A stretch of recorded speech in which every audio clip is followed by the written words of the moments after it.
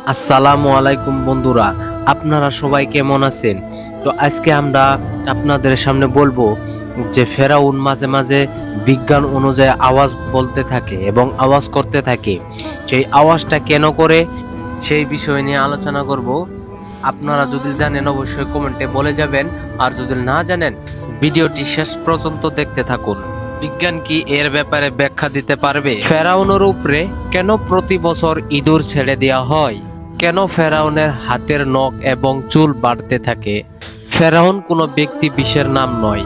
ফেরাউন হলো মিশরের তৎকালীন বাদশাদের উপাধি। পৃথিবীর মধ্যে খোদাই দাবির ক্ষেত্রে ফেরাউনই ছিল। ফেরাউন শুধু অত্যাচারের শাসকই ছিল না, ফেরাউন এবং নিজের খোদাই দাবি করত।